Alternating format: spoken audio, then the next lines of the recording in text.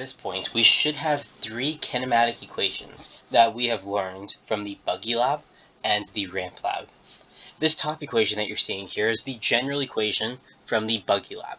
It has been slightly rearranged so that way it more aligns with the derived equation from the Ramp Lab, that equation right underneath it.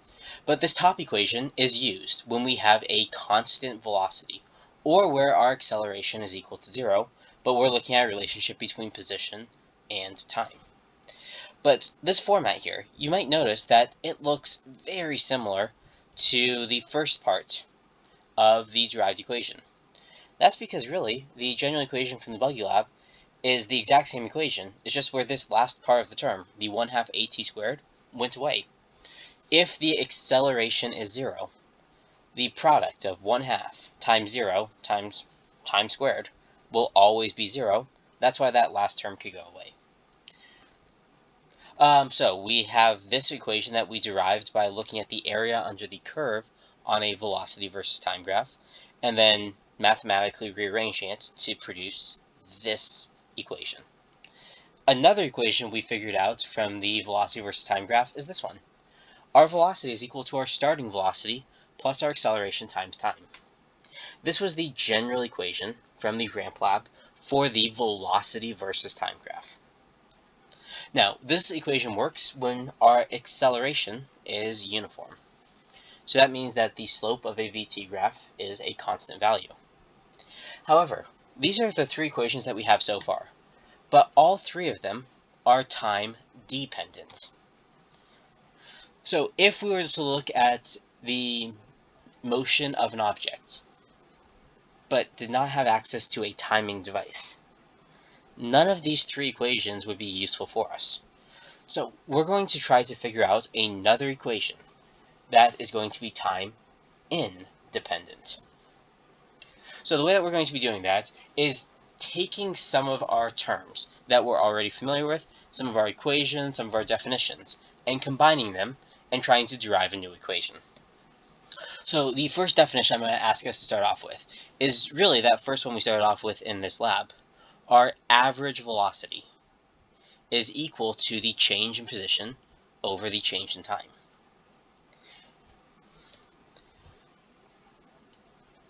We can rearrange that equation to calculate that displacement.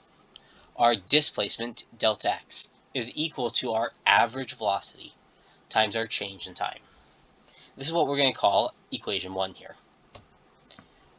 Another way for us to figure out the average velocity, assuming a uniform acceleration, is to add up our initial and final velocities and then divide by 2. This is going to be our equation 2. However, quick note, this equation here only works if we have a uniform acceleration.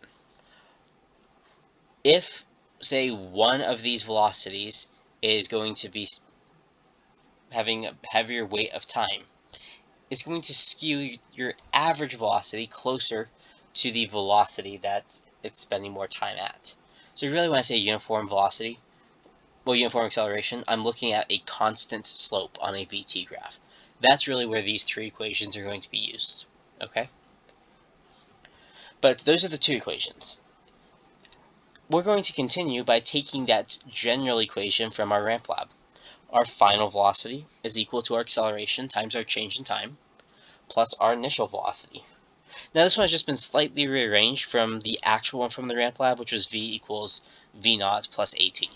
This one is assuming that we're not starting off from a time of 0, but rather just from an initial velocity, which is why it's vi instead of v0, and we're looking at the change in time rather than just the time relative to 0 seconds. But we can also rearrange that equation there to get delta t by itself, because if we're trying to eliminate our change in time or a time from one of our kinematics, we need to be able to set it equal to something to substitute that into. So we rearrange that general equation from the Ramp Lab in order to say that change in time is equal to final velocity minus initial velocity, all of that divided by acceleration. This is going to be our equation 3. Then this is where we're going to start substituting some things into each other.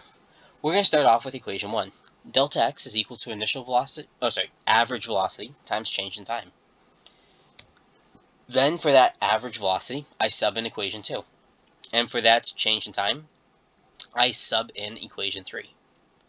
So my change in position is equal to final velocity plus initial velocity over 2 times final velocity minus initial velocity all over a. When I combine these terms and simplify a little bit, I end up with our change in position is equal to final velocity squared minus initial velocity squared all over 2a. Right here, we actually have a relatively simple equation that has completely eliminated a time. But we're going to take this a little bit further and rearrange it just to get the final velocity term by itself. To do that, I will multiply both sides by 2 times the acceleration. So now my left side of the equal sign is equal to 2 times the acceleration times the displacement. That's equal to our final velocity squared minus our initial velocity squared. I'll add my initial velocity squared to each side, and then just swap which side of the equal sign each object's on. Just that way it's v final squared is equal to 2 times our acceleration times our change in position plus our initial velocity squared. This right here is a kinematic equation that will allow us to solve for a final velocity, an acceleration, a change in position, or an initial velocity, assuming we know the other variables, but we are not provided with time, nor do we have a means of figuring out the time. So this is our time-independent kinematic equation.